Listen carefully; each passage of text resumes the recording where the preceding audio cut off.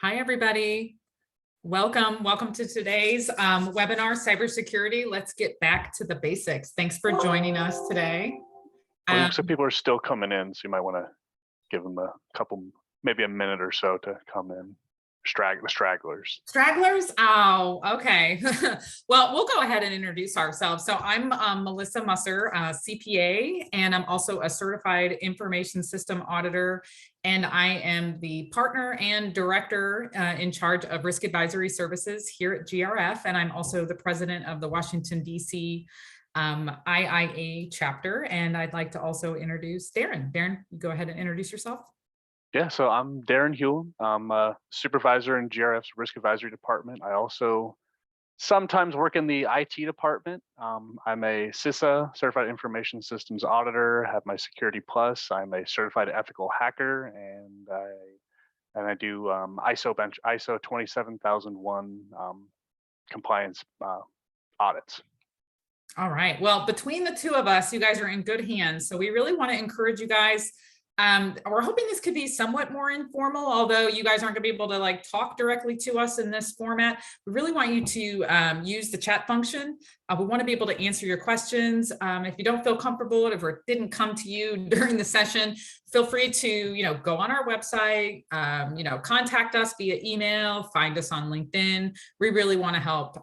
We really want to, help answer your questions. So between the two of us, I think you're in really good hands. Darren used to work at a managed service provider, so he knows all the technical lingo. And if you have any questions about your managed service provider, he's definitely the person to talk to. So anyway, so I also know all the tricks they pull. Yes, because I've done them. We will have, a lot of our clients use managed service providers, and so he's used to reviewing the service level agreements, what they're really supposed to be doing, maybe what they're not supposed to be doing that you think they're doing, and there's a lot of confusion in that area. So we're definitely here to help because this is a very complicated and confusing area. So yeah, you're right, Darren. We're up a few more participants now, so we're almost going to get into the meat of it. But as you guys probably know, we're GRF CPAs and advisors. We're headquartered in the Washington, D.C. metro region, but we service clients all over the world, and we are really happy to be here with you today. But we're going to get kind of right into it. So because we got a lot we want to talk about, and we want to be able to do a little demo with you and make this a little bit more informal. But so one of the biggest things that are kind of confusing to folks is really, what is the cybersecurity journey? Like, what is the pathway? So we put together this kind of nice little, graphic that I'm going to maybe try to refer to a little bit. So one of the first things you're going to want to do on your cybersecurity journey, but really any journey, right? Any risk assessment journey, is to really figure out, okay, what is our baseline? What are we even trying to protect here, right? And so every organization is going to be different. And that's no different if you're trying to design accounting policies, HR policies, whatever you're trying to design. You have to figure out, like, what is it that we have? What are we trying to protect? Once you figure that out, and like what could go wrong, right? So that's your baseline. Once you figure that out, you go to your developing your policies and procedures, educating people about it, and then auditing the effectiveness of that. So I'm going to go into a little bit more detail. I'm going to go through kind of the overall process, and then we're going to get into a little bit more detail to focus on really understanding how to do those cyber assessments to figure out what your baseline is. Because obviously your context is different than another organization. And so we're going to really focus on that for this session. We're going to do another session next month that's going to dive more deeper into, all right, now we've done our risk assessment. What kind of policies and procedures do we need to develop, right? So we are going to touch on all these different aspects through these different demo webinar series, okay? But we're going to really be focusing right now, for the most part of this, on the baseline area of the risk assessment. And I'm going to walk you all the way through this. So this process here. So really understanding, okay, so what is our baseline? What are we trying to do? So that's doing a cybersecurity risk assessment, right? And that's actually different than a cybersecurity audit. A risk assessment is something that you're supposed to do annually, every year. Now, the first time you do a cybersecurity risk assessment, it's going to be a lot, right? But then once you have kind of, a lot of the work already done, every year when you refresh, it's not as much of a heavy lift. But the first time you do one, it may be kind of a lot of work for you. And then after that, you're just really kind of keeping it up. But really what you're trying to do is trying to figure out, like, what's all out there, what needs to be protected. You cannot protect something that you don't know, right? So there's a lot of different elements to it. Really just understanding, first of all, what are our goals and objectives as an organization? Where are we trying to go? What are we trying to achieve? What do we need to protect? Is there sensitive data that we need to protect? What systems do we have? What all is out there about us? How do we protect it, right? And so we're going to actually, and I know that sounds kind of hard to conceptualize, Darren's going to walk us through some really nice software tools that are available really to anyone that can help you with that. And it's also, we have a customized tool at GRF. And so we'll go through a demo of that, but at a really high level, it's just trying to figure out what all is out there. What are our crown jewels? What are we trying to accomplish, and how do we protect that? So once you've identified that, you've come up with a list of things, you figure out what are the threats that face and what could go wrong. And then you're going to want to identify the likelihood and impact of those different risks, because obviously you can't protect against everything. You're going to want to look to protect and write policies against the highest risk things, and then design your policies and procedures from there. So for example, once you have your risk assessment done, you do another one next year, maybe something else pops out, or maybe you have a new system or a new server that needs protected. And that's why every year you should continue to do this. So then the next step, once you've done your cybersecurity risk assessment, is to then develop your cybersecurity policies and procedures. And at this point, and really with all of our clients, we are no longer really allowing folks to get away with not having documented policies and procedures. It's really, really, really important that you have these documented. Even if you outsource to a third-party IT managed service provider, you need to have your own policies and procedures at a minimum as it relates to access controls. How do folks access how do you allow access into your accounting system, or all the different systems that you have? What's your disaster recovery policy? All those different things really need to be documented. It's more important than ever. So you want to document policies to protect those crown jewels. And you also want to look to see if you need to comply with any certain frameworks. And if you don't need to comply with a certain framework, let's say, you're not PCI DSS or HIPAA compliance isn't required, it's always a good idea to benchmark yourself against a certain framework. For example, Darren really loves ISO, and ISO actually cross maps to NIST in a lot of different ways. A lot of times you'll see government contractors needing to comply with NIST. As that's kind of a requirement in a lot of their contracts. But either way, we can go more into that in our next session on what exactly that might look like. But it's always a good to basically benchmark yourself against a good information security framework. Now, your policies don't need to 100% comply with those. They need to be based on your risk assessment, because you're like, how do I know what I need to comply with? There's so much here. It's so overwhelming. You go back to your risk assessment. If you don't have a risk in that area, then you don't necessarily need to comply with that aspect of it. And that's why it always depends on your organization's context. So I know it sounds complicated, but we really, I'm trying to figure out a way to help you guys realize that it doesn't have to be too complicated. It really needs to make sense. And it's kind of like doing a bank reconciliation for your cash accounts, right? That just kind of seems to make sense. That's like bread and butter stuff. And I want to get it so that the cybersecurity just kind of makes sense. It's bread and butter stuff like access controls, like unique user IDs on who accesses our systems, so that someone can't go in there and make entries that they shouldn't. That just kind of makes sense. And I think when you get down to the nitty gritty of a lot of this stuff, it really starts to make sense. And I'm hoping that in this visualization that Darren's going to show you, it's going to hopefully not be too overwhelming, but help to start say, hey, you know what, this does really make sense. I can see why we need to implement these things and why it needs to be written in our policies. So the next part of the cybersecurity pathway is, okay, we did our risk assessment, we designed our policies accordingly. Now we educate people, right? We got to tell people about it. That makes sense. So cybersecurity training is important. Now, a lot of times we'll see cybersecurity training only be phishing, and that's good and that makes sense, but it also needs to be education on the organization's policies and procedures, right? It's not just phishing. Now, the reason why you're seeing a lot of phishing as part of cybersecurity training is that they've done some studies and they found out no matter how much money you spend on cybersecurity, the best technology, the best, vulnerability scans, everything, all someone has to do is click a link and you're toast. right? And so they found that one of the best investments you can make is these phishing simulations. And without a doubt, it is a great investment and you should be doing that. GRF, actually, we offer that for our clients just to make you aware it is that important, but it's not the only part of information security training. Your folks need to be aware of what your policies and procedures are. For example, let's say donor lists. Is it okay to email donor lists? How do we transmit donor list information?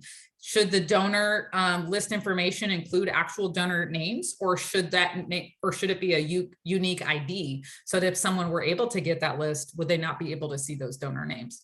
Is that written in your policy? Well, if it's an important part of your strategic objectives and you really want to keep those donor lists, your crown jewels, secret, then yes, your policy should be designed in that way. And we should educate our people on how to do that, and our vendors, right?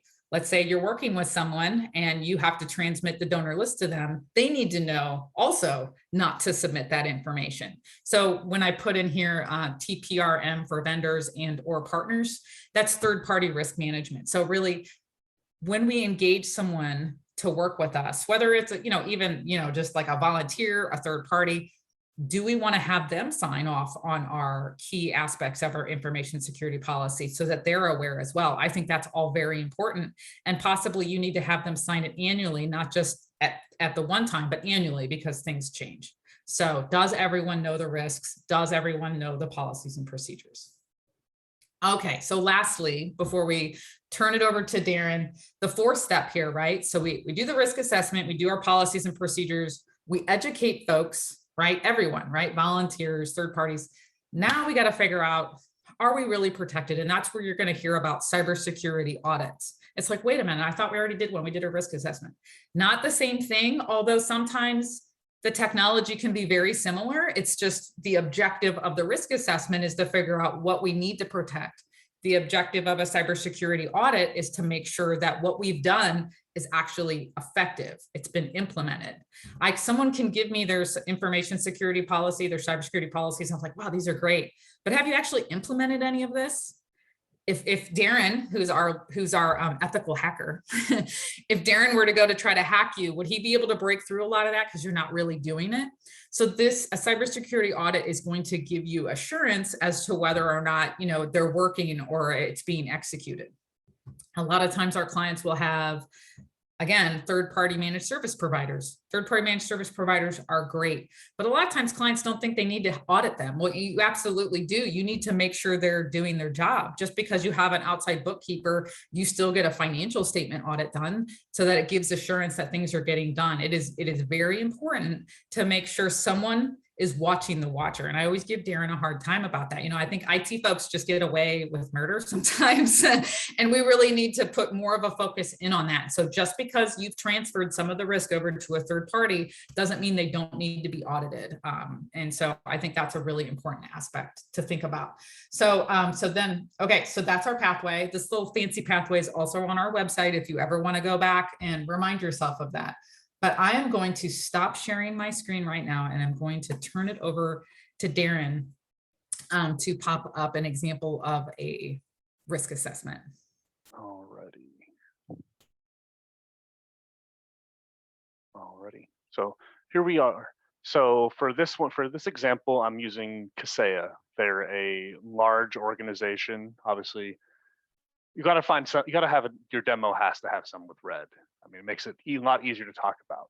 So Kaseya is a large company that has software that managed service providers and IT departments put on your computers to be able to remote into them, do patching, do all sorts of stuff. The same flip side, anybody who gets access to that system can do whatever they want to your computer. They can log on, they can change your password, they can do everything. So this is the example company we're using. So I'm going to go through pretty much all of these in here. Like Melissa mentioned, if you guys have any questions about any of it, please feel free to throw them in the chat, and I'll be sure to answer any questions. So this is an example of a software that we run. We run these risk assessments for our clients. And what a lot of the boards really like is that you get a score. an A through an F score. And so it has all these different categories, and it's really easy to read, and it's clickable. So if you were to print this all out, it might be like 300 pages. So what Darren's going to do is go through a lot of these different areas for you to see. Now, if you don't want to use technology in your risk assessment, that's fine. A lot of these things are the things that you're going to want to look at when doing your risk assessment. For example, when we're in the patch management section, make sure you understand, how often are patches being done if we have servers on site? What is that arrangement? When we get to credential management, how are we making sure there aren't lost credentials on the dark web? How often are people changing their passwords? And then you want to have that, once you understand the risk of that, then that goes into your policies and procedures. This is just more of a visual tool to be able to walk you through that process. Awesome. So I've already clicked on a bunch of them at the top already, so that makes it a little quicker. So the digital footprint, this, like Melissa mentioned, this is everything about your organization. So it has your domain. So maybe you own more than one. So Kaseya owns 365command.com. And as you can see, the scroll, it goes pretty far down. So they have a bunch of different domains. It really stops people from typo squatting, which I'll talk about a little later. We have all the IP addresses. So all the street addresses on the internet. Computers recognize addresses like these, like 104, 196, 11, 100. It's just claiming all those, and everybody knows that you own those. Different services that are being run, DNS records. So these are like our email points here. Are all these different records. So all these are all of our different websites or A records and so forth. Any social media accounts. So Instagram, Facebook. Maybe it's an account you don't realize, maybe your marketing or your communications team doesn't realize you have. Use this and you're like, hey, well, someone has already, if we don't own it, somebody already has a Twitter account that maybe GRF didn't know they had. And then it comes down to who has that password. Is it just marketing? What if somebody from the marketing team, one person has it and they leave? Is there a backup that knows that password? So it really goes into that password management. And different emails. So these are all emails that have been tracked online. And this is how phishing goes around. People get these lists and they say, oh, these are all current or former employees. So if you ever looked at a spam filter, you'd see a ton of emails coming in that are spam that are going to old employees because they're no longer there. But these lists, they're updated, but they don't really remove old people because they don't know if somebody truly left the organization unless the website goes, our CEO retired, then they'll probably figure out that one works. So that's some of the information that shows up here. So just to let you all know, this digital footprint and all this information we're going to show you, this is all readily available. No one has to hack your organization. Any of your organizations right now, we'd be able to run the scan on them and see the information. It's all readily available out on Google and the dark web. And all these different softwares are kind of pulling it all together for folks to look at. So a lot of times, and it's really affordable. There's actually you can actually collect all this information on different free sites all over the web. So not only are we helping you do your own risk assessment, but you need to be aware that anyone can see this about you right now. They do not have to hack you. And as a matter of fact, if you're looking to get cybersecurity insurance, your insurance provider is running the scan on you. They do not need your permission. And a lot of times you will get denied coverage right off the bat and you won't even really know why. So it's important for you to know what's out there so that you could possibly work to fix it. And let them know that, and that way you can get coverage. Because right now cyber coverage is almost impossible to get. Or let's say you want to work with a third party, or maybe someone wants to donate money to you, or whatever the case may be. These scans are so readily available. They may want to double check, and they don't see that you have good, cyber hygiene. You're already in trouble and you don't really know why. So we also want to just make you guys aware this information is out there for anyone. We just didn't want to pull up another, nonprofit or association during this, but we would certainly have access to do that. So that's why we used Kaseya instead. Yeah. And this next one down here, so this is the patch management section. So it's showing the two top riskiest assets they have. So they have portal.kaseya.com and mykaseya.com. So from here, we can see next, what are they using? Obviously, they have servers in Azure or AWS or maybe on-premise. We don't know that portion yet, but we can see the version of server they're using. So this is in comparison to using like Windows 7, which I highly doubt anybody's IT department will allow them to still use. Maybe if you're at a bank, you may still have it because you have some proprietary software that only runs on that. But for the most part, nobody runs this anymore. And then below is all the different vulnerabilities. So the really fun thing about this is now any malicious actor who potentially ran this information and got it and figured out you're using Windows Server 2008 R2. You can see all the different potential vulnerabilities here. And the next fun website that I love is called ExploitDB. So it's all different exploits that people have written code for, and it's really easy to use any of them. So this one right here, Bluekeep RDP. So this is one where you pretty much modify the memory on the computer and you break into it through remote desktop. So any hacker could go here and say, if they're maybe a high school kid that really just found out and wanted to play around with it, they could go here and download this information and connect to your machine if you're open for that. And it also has references to NIST, so it has the vulnerability. So someone actually explained it pretty well to me in a non-technical way. So the CVE here, this is rating the score over here. The higher it is, the easier it is for somebody to, or easier it is for someone to do. So you may say, well, we have a ton of yellow risks, and we feel like we're a smaller organization. We don't have a ton of funds. Like, we can't get a new server this year. Okay, then maybe in that risk assessment, you decide, hey, maybe this isn't the best investment for us this year. We don't have the funds. It's on the lower ranking. Not everybody can do it. But when you start seeing a lot more red, that's when you start saying, okay, we don't have a ton of money, but this could really take us down. It's not just stealing our information, it's stealing our donors, our clients, whoever's information you're storing, or can they modify our financial statement if it's hosted on our server? So it really brings into that, the higher the ranking of that CVSS score, the easier it is and the more impact it can have to your organization. The next one is application security. This one is more going for any of your web applications. Most people, it's their website, maybe it's a web form, maybe donations, things of that nature. So the one we see the most often is and it's probably something everybody hates when they go to any website and you try to fill out a form and it has a CAPTCHA, or it makes you click the 3 school buses and it keeps refreshing the screen. You can never click which one you want. When you don't have something like that, people can actually take down your website by just trying. A computer or bot can just throw out as many combinations as you can see right here and overload your system. So putting that in there is an actual reason behind it. And that's usually the one that we see the most often.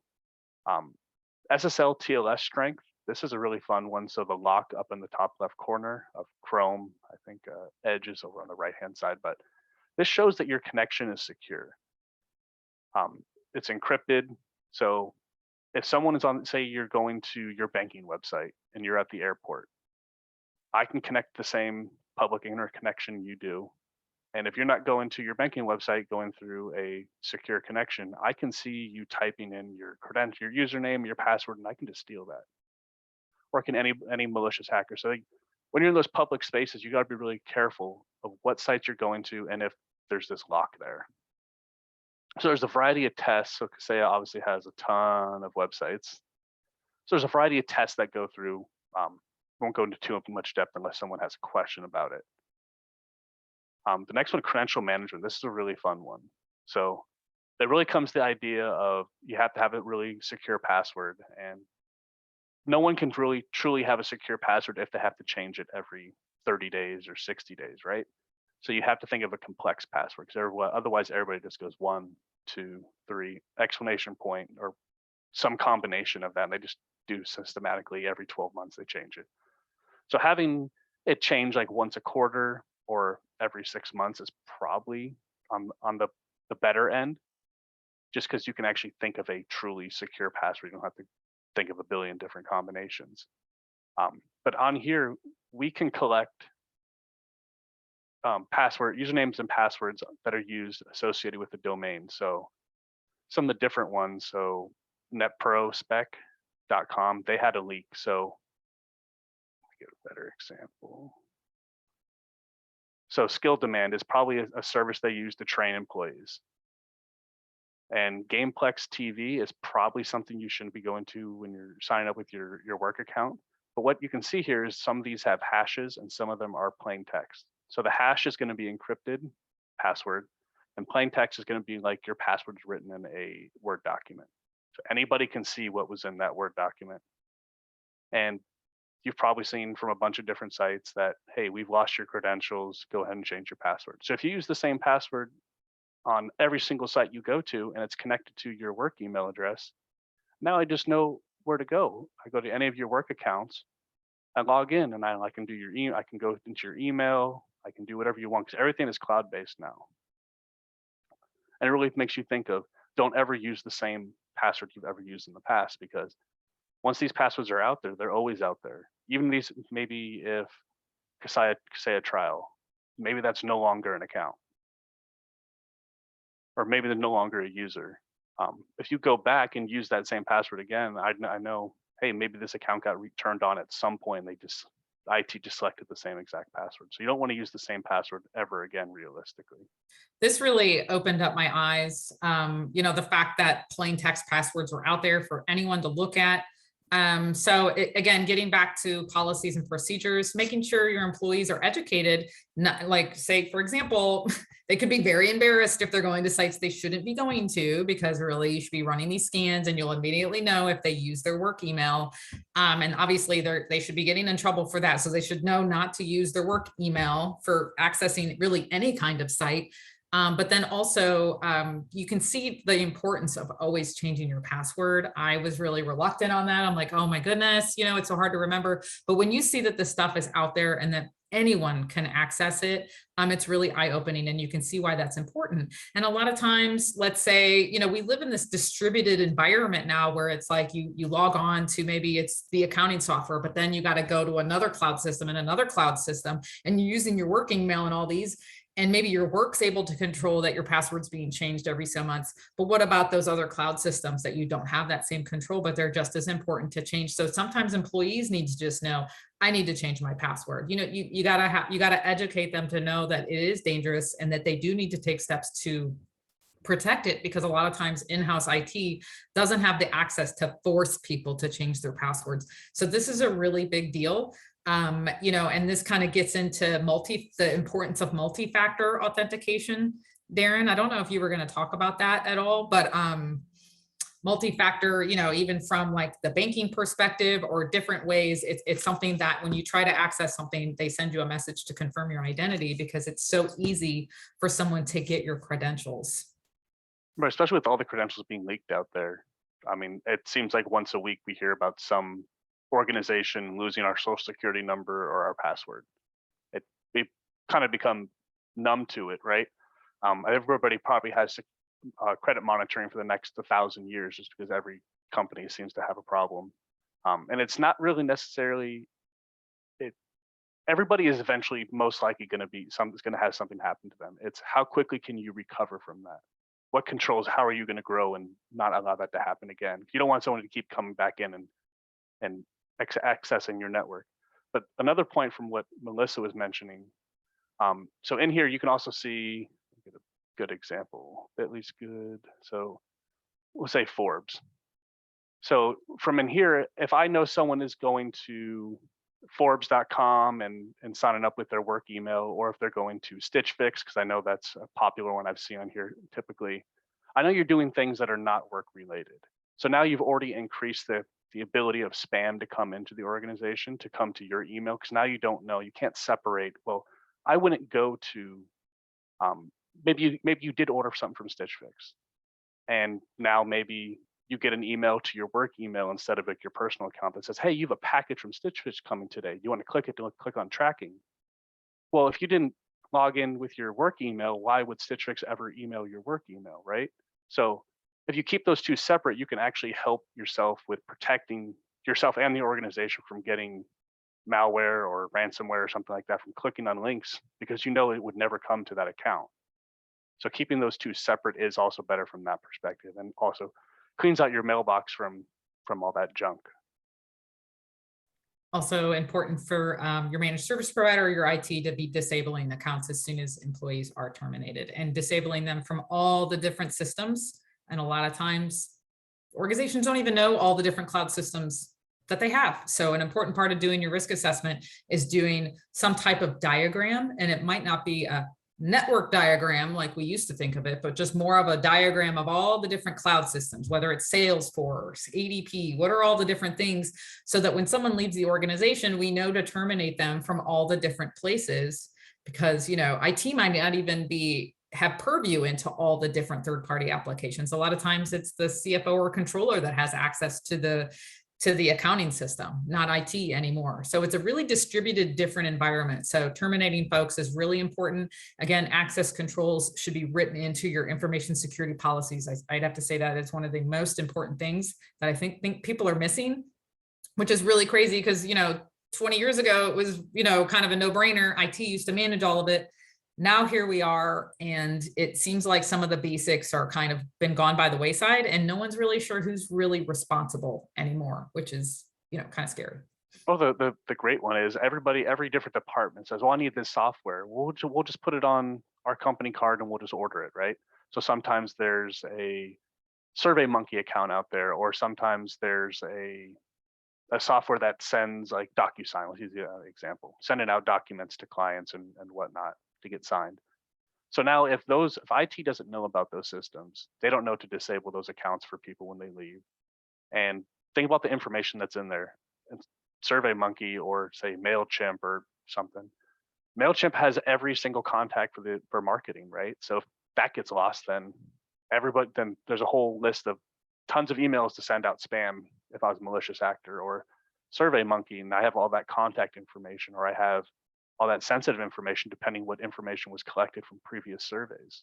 So just thinking about other accounts that IT or managed service provider don't have any purview into, and tracking that, maybe you have to go to each department and say, what technology do you use? Does IT even manage it? Does IT have any way to monitor that? Or go to the accounting department and say, hey, what are each department, what are they spending their money on? And going through it that way and identifying, okay, we pay SurveyMonkey. Does anybody actually use it? No? Okay, then probably should save some money there, right? And this is a really another fun one. It's called Hacktivist Shares. So in here, it'll look, and all this stuff is based upon the organization's name, so kaseya.com. And then if we go back to the digital footprint, it'll be any other domain that's associated with it. So if you have a bunch of like sister companies, you want to add them to the scan, you can add those in there. So 360command.net, that could show up in this as well as a Hacktivist share. But here, looking at Kaseya, so obviously Kaseya was hacked last year or the year before. COVID time, I've lost all track of time. So they got hacked, and by a group called ReEvil.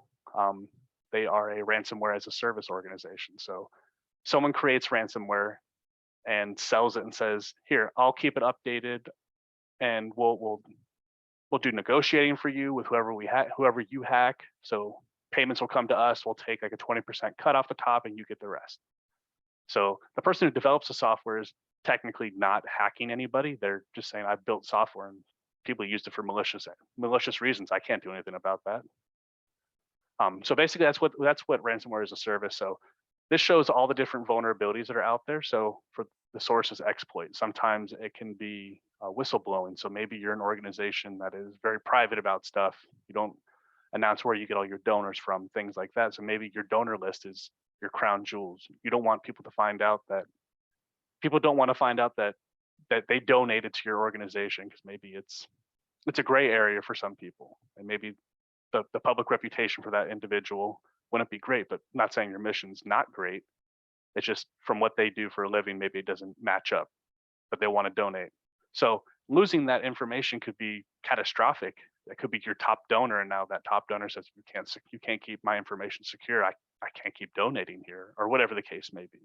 So this is an interesting one. So obviously, if you were to run this on yourself, I mean, being aware that there are Hacktivist shares, maybe someone had stolen some information from your organization and is just publicly sharing it, whatever it could be. We've seen donor lists, we've seen all kinds of stuff. It's good to be aware of it.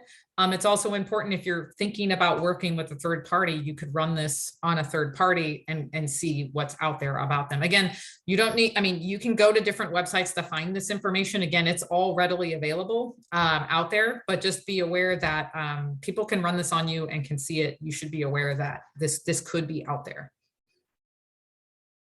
And then the next one is probably Melissa's favorite one, is information disclosure. So the big one, it'll show different breaches if the organization had a breach, information disclosure, different things like that. If emails have been lost. Go ahead. Yep. And again, this is related. This kind of what's really nice about this, and I think this one is actually more customized for us. This technology that we were using, we have a software provider that designed this for us because back in 2018, we had the GDPR that came out, and a lot of our clients' privacy policies weren't up to date. So they were able to create a script that would scan an organization to see if their privacy policy was adequate. And it's since been updated to, have California or different kind of local legal, registrations as well, regulations, I mean. But so basically you'll get a score on how your privacy policy, comes out to play, and also include the breach index as well. And I think that's really important aspect that a lot of folks kind of forget about, is that your privacy policy is out there on your website for everyone to see. And I think that, if you don't have a well-written privacy policy, or it hasn't been updated, I don't think that looks good on an organization. Also, if I was a hacker and I could see that you don't have a correctly designed privacy policy, I'm also going to make the assumption that internally you're probably not in very good shape if externally you're not putting yourself out there very well. So I urge you all to at least look at what your privacy policy says. Another thing that we find, Darren and I will find, is that your privacy policy may say things that you don't actually do. Sometimes it'll say something like, we do not share your information with third parties. Well, that might not be true. You might actually share information with third parties. You may need to in order to do your job. So you shouldn't say that in your privacy policy. A lot of times clients will get a privacy policy, maybe they'll copy and paste it from somewhere else. I understand we all, budget problems, or maybe you get it from an attorney and you haven't operationalized what it says. And that could get you in even more trouble should there be a cyber attack or a breach happen and, private information, sensitive information has been, compromised. Folks were going to your website and submitting their information to you, whether it's donors or members or whoever it is. And your website said you were going to do certain things to protect the data, but whatever it was said on there was wrong. You're now in legal trouble. So this is a really important area. I'm sorry to interrupt you, Darren. I know you're going through that, but I just really wanted to focus how important for folks to take a look at their privacy policies and what they say. Yes, like Melissa said, it goes through. We use GDPR as like the gold standard. It's the one that covers everything. So maybe your organization doesn't work in the European Union. Maybe you're just local in the United States, or maybe you're just in one state. And you're afraid, hey, I don't want the board to see we have an F in here because we don't apply GDPR. Yes, GDPR is a great framework to benchmark yourself against, and actually do, because every state is coming down with them. California has one. I think Virginia's goes into effect next year, and some of them don't really apply to nonprofits and whatnot. So it is good to have it and really show that, hey, we're going that extra step from securing your data and giving you that boost of confidence. But to go back to the board, we don't see the board see an F or a D on there. We can mark things off and say not applicable to you. So don't be afraid to be like, don't want that to be a hang up. The next one I really like is and back to just really quick back to it. You can see for every area, there's an observation. There is specific instructions on how to fix it. So it says you do not have, it has the mitigation. So you do not have this, just add this to your policy. You don't have this, just add this. And same with the patching in a previous one, it'll say you're missing this. It gives you specific instructions on how to fix it. So this isn't just a report on what you're doing wrong, but it's also telling you very specifically how to fix it. If you were to engage GRF to do this type of risk assessment, it runs for 60 days nonstop. And in those 60 days, you get to work with us and we help you implement or fix or remediate any of those items within those 60 days. And you can actually see your score maybe go from a C all the way to an A by the end of the assessment. So you've actually mitigated your score. And then from there, you're able to develop better policies and procedures. So it's a pretty cool software because it's in real time. It's always running. So if a new patch comes out, or if there was a Hacktivist share, or if there was some kind of credential lost, you would get immediately notified. That's how sophisticated this technology is. And it's incredibly affordable. I think it's pretty mind-blowing. Honestly, it really wasn't around like even 5 years ago for everyone to access. So I just think it's important for you guys to know really what's available out there at your fingertips, and also in the hacker's fingertips. Or the insurance provider's fingertips. Yes. The next one is the attack surface. I really like this one because it really gives it a clean, easy way to see all the weaknesses. It pulls all the different sections together. So Portal is probably not the best example, but we can say ip.kaseya.com. So we see they have something from an application weakness and something from SSL TLS strength. So there's different things in here. So they have like an invalid SSL certificate. So that lock up here, and we go, the connection is secure. Let's look at it. So we see that it goes to Cloudflare. So they use Cloudflare as an intermediary that goes in and stops denial of service to their website, essentially. The next one is email security. This is a fun one for me. I really like it. A lot of people say, well, we use Office 365 or we use G Suite. We don't. Microsoft has it covered or Google has it covered. Great. They do. They really do. They do a lot of different things for you, but a couple things they don't do for you. So one of them will be an SPF record. So this goes out there on the internet and tells everybody GRF is sending their email from these locations, or Kaseya is sending their email from, this is Microsoft, this is obviously Salesforce, this is SendGrid, so it's like a mass marketing tool, this is Zendesk, which is probably their ticketing system. I'm not sure what this one is, but essentially it says if our email comes from anywhere else other than these locations, it's spam or it's phishing. It's not from us or any of these IP addresses, but you get the point. We're announcing where we send email from. If it comes from anywhere else, it's not from us. It could be malicious or whatnot. So a lot of our clients, so a lot of people struggle with this because they're like, why are our emails ending up in folks' spam? And they don't realize they need to update their SPF record. This is a really big one, and it can cost folks a lot of money in their efforts to whether communicate with their members or their donors. This one gets missed a lot.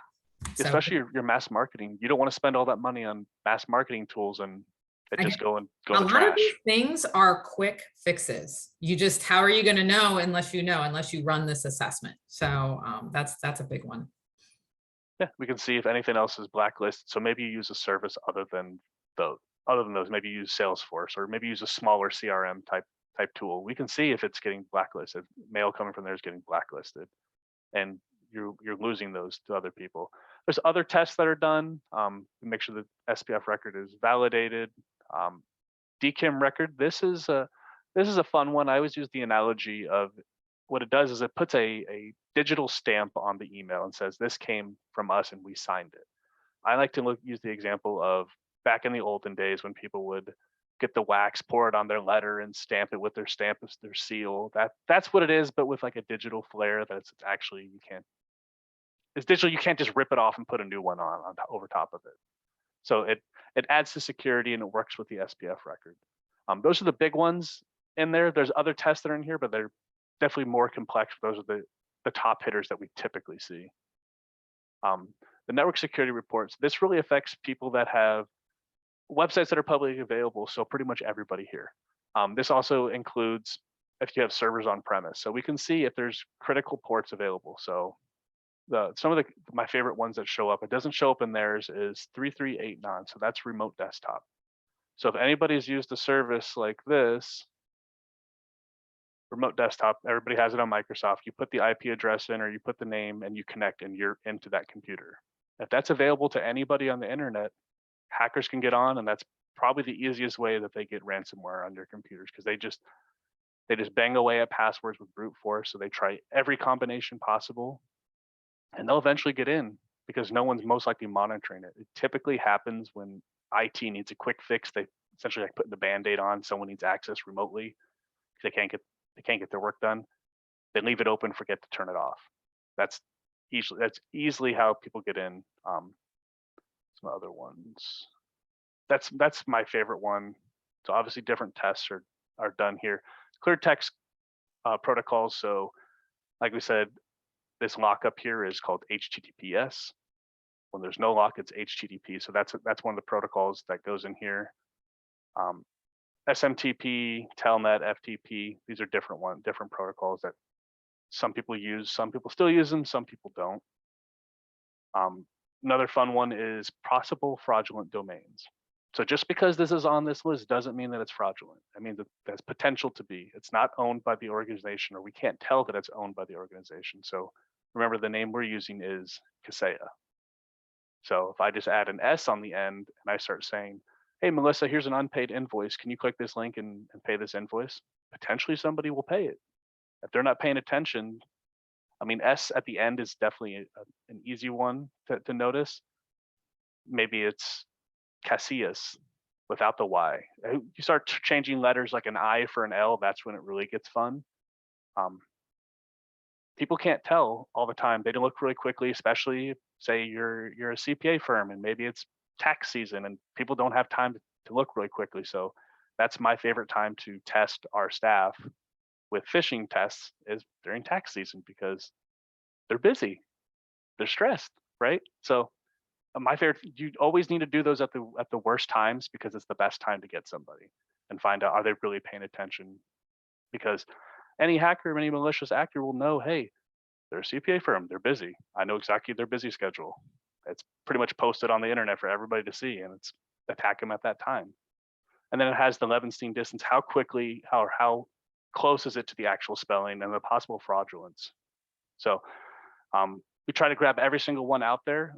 It's possible that some are missed, but as they get out there and we collect them, we'll alert you and let you know, hey, here's a new one that popped up. Did you guys buy this, or maybe someone bought it? Some organizations choose to buy these other different domains that are very similar. No one has an unlimited budget, right? So you can't buy every single one, and maybe someone bought it before you guys did, or maybe this is a legitimate organization. They just have a similar name. Maybe you picked a common name out there or a common acronym that people use for different. And I think this is an important part of knowing, I guess, even like your baseline, right? What are all the domains that are out there that are similar to your organization's domain? Have that basic understanding. So when something pops up that is extremely similar, you can be instantly notified. You can check to see if they're trying to mirror your website, which happens, or they're going to be trying to send emails in, or they're going to be trying to get the fake invoices in. At least you can be alerted, maybe let your vendors know or whatnot. But this is a really common type of fraud that is being done, where they're trying to set up the fake invoices or get people to go to the website. So it's good to know your baseline. So as soon as something pops up, you get instantly notified. You can do this as a one-time risk assessment, or you can do these types of scans as a continuous monitoring. So year round, you have your baseline set. Anytime something new comes out, you get an instant notification when something really close to your domain gets posted. That's something that your managed service provider could be doing, or if that's something that you could have engage us to do as far as monitoring this, or that's something that you can do on your own by looking into this and just being familiar with what's out there. I think that should be something that is part of your information security, cyber hygiene, is really looking into this. Yeah, one quick story that someone told me about this. Everybody's heard of seen the phishing, changing out the letters and stuff. But the one fun thing is someone got a website that was very much like it, put a section on the website for job applications. So they were actually collecting people's social security numbers under the guise of someone applying for the job for a desirable company. So that malicious actor was just collecting social security information, banking information, because they would need to set up like direct pay and stuff like that. So it was they can get nasty. It's not just, oh, don't click on that link because you're gonna get ransomware. Like, people can actually take advantage of people trying to come to the organization, donate to the organization. Maybe they put the donate link on there and they're donating to somebody who's not doing the mission, right? So you got to be careful. You got to see what's out there, and then what you do is you report it. You can report it to GoDaddy, to all the different registrars out there. So GoDaddy, Namecheap. So everybody has to buy a domain, and then all of them have a abuse email that you can contact and say, hey, this website's mirrored mine. They're doing malicious stuff, or they sent me malicious emails. So there can be something that can be done about it. I think that's all from the quick demo, Melissa. I don't know if you want to share the rest of the slides.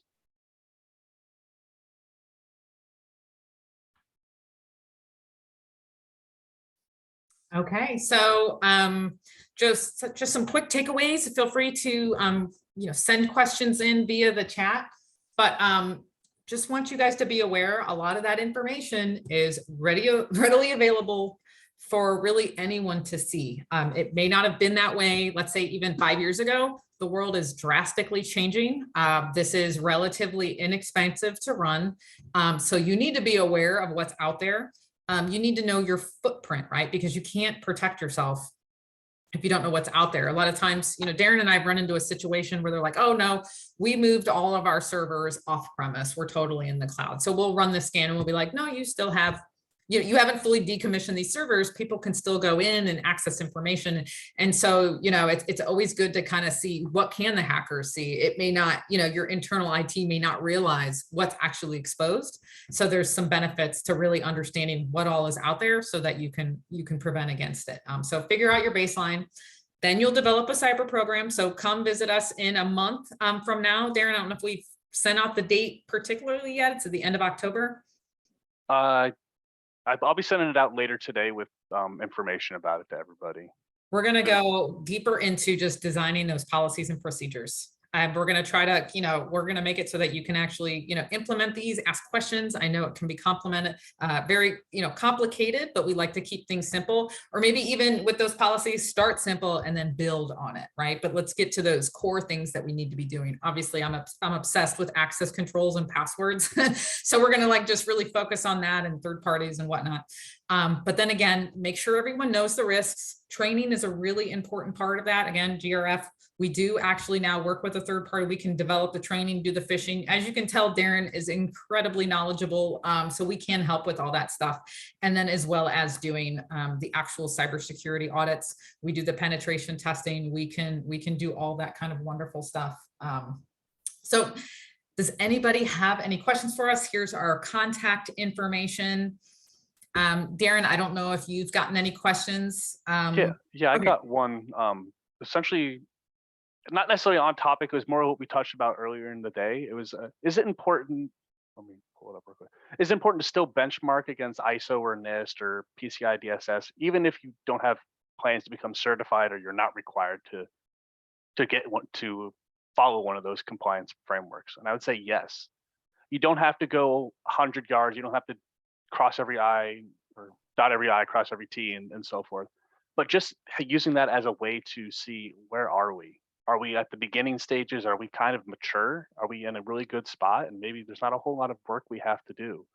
And we can say, hey, to a donor and says, what are you doing to secure my data? Well, we follow ISO's compliance framework. We're not certified, but we follow it as best as we feel like we're following it. So we're using that as our guide instead of just saying, oh, we got your stuff secure, don't worry about it.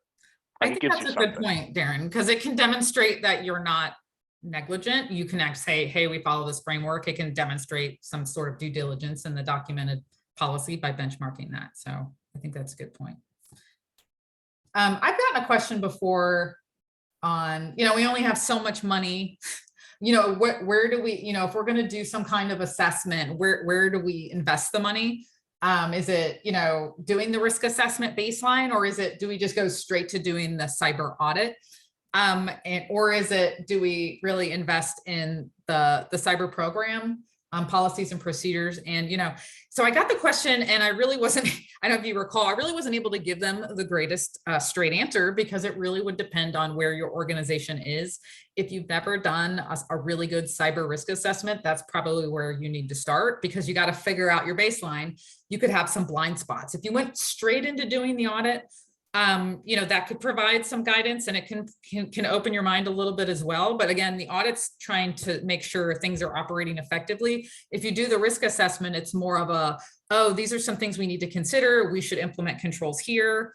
that's kind of, I think that's a really great place to start. The next step I really think is the policies and procedures and getting them documented and written down. If you're getting financial statement audits, your auditors are going to start to demand this. If you're a public company, material weakness, they won't even issue your financial statements. And you're going to see that start to get a little bit more hot and heavy in the nonprofit sector. Got to have documented information security policies. It's so important.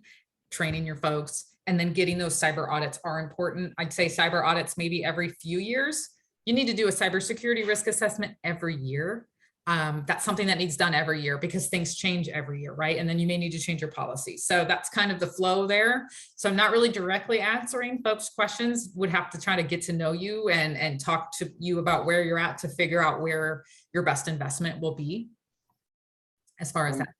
Another one that I've gotten is, do we really, I see pen tests on movies and stuff like that. Do I need to get a pen test? And my answer to you is, if you are 100% using software as a service, so you're using like Office 365, SharePoint, maybe Salesforce, things like that, Microsoft has released that you can actually pen test against them, but you're not pen testing like the organization. You're pen testing Microsoft, right? You're not pen testing yourself. So is it for a nonprofit that may not have a large budget? It's probably not worth it to pay someone to go pen test Microsoft. I guarantee someone is already doing it, or Microsoft is doing it to themselves, right?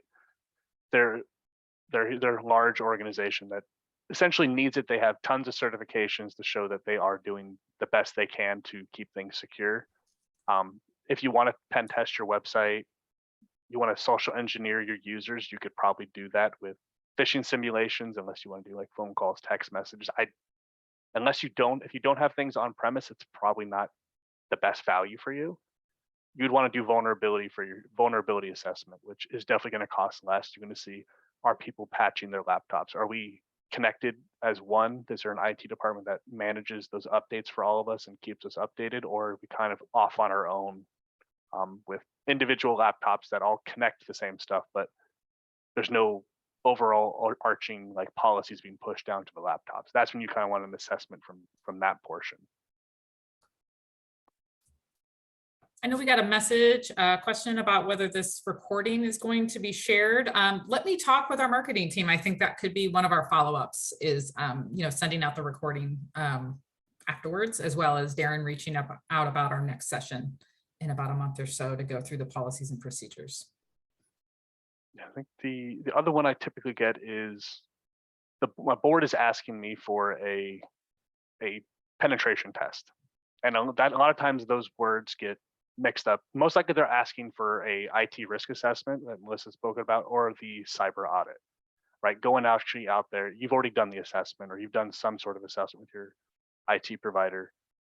Have those controls actually been put in place? So testing to make sure those access controls are actually there, that someone can't go in. It doesn't necessarily have to be a pen test of someone physically trying to break down your door, but it's actually saying, yes, those controls are there. Because IT can be very complex if you're not in the weeds all the time. Maybe IT said, oh yeah, we got it covered. I mean, I've said that to somebody before because I don't want to go too in depth with them because it might be overwhelming for them. So the IT person goes, oh yeah, don't worry, but we got it covered. Like, it was just a hiccup. Something actually happened, right? So if you want to know, they should be able to tell you, yeah, okay, well, the battery on the server died, or something got unplugged. John was back there and he kicked the cable out, or whatever it is. Don't settle for just it's okay, because I've said it before. Yeah, Darren's been on the inside. He knows all the different angles, so he's a good person to have on the team. Well, no, we have just a couple minutes left, so if there's no other questions that are coming up, if you think of one after the call, please feel free to reach out to either one of us, or hopefully we'll see you guys on the next session at the end of October. I should be sending that out near the end of the day today. Thanks, everybody. All right. Bye. Bye.